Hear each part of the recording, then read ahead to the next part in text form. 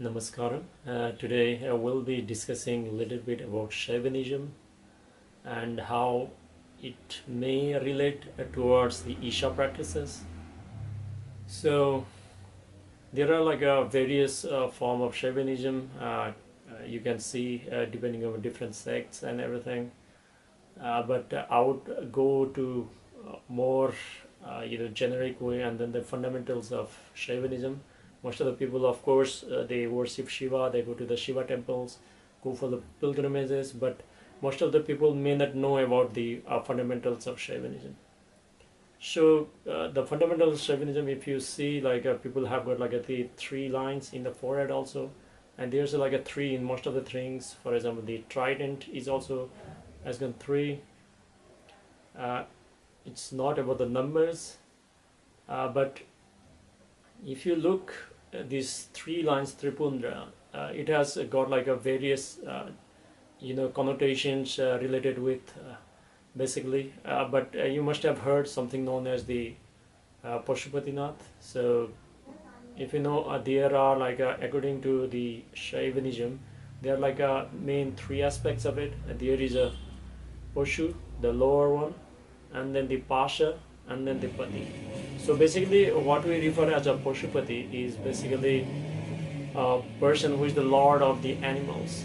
So here the Pashu actually means the animal nature of the body, or our nature, the unconscious nature, the animal nature.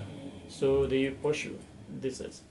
And the Pati is actually the lord of the universe, but we don't actually take in, because Shaivism is not the what we refer as the the Dvait kind of the spiritual path. For example, there are two paths. One is called Dvait and another one is called Advait. Dvait basically means there's a duality. For example, the Vaishnavite sects are like a dual in nature. So there is a divine and there is a you. There is a separation between the two. But in Shaivism, there's not, the two are not separate actually. So basically, what we refer as a Lord in terms of Shaivism is basically the ultimate possibility. So initially, you take a Shiva as separate from you, but your objective is to, your goal or your striving has to be to become Shiva himself. So that is where the Pashu is the unconscious state.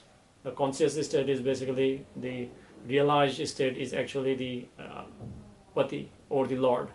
So this is known as the Pashupati. So once you have reached to this state, you become the Pashupati. So you are the lord of your animal instinct. You have gone beyond that. You have transcended. But the middle part is the most important aspect.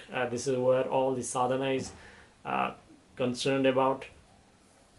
So it is known as the Pasha. So basically, if you are an animal, so the animal is actually if you know there's a noose around the animals, if you see anywhere, so that the animal cannot go anywhere they want or something. There is something that is controlling the being to become animal. So these are known as referred, if you follow the Isha practices and everything, we refer these as compulsions. So according to the Shaivism, the Pasha actually takes form of three. There are three different kind of Pasha. The first one is called Anava. Anava basically means comes the word from Anu, which means the atomic or individual nature. So basically once I have identified myself as the individual nature, that is one kind of Pasha.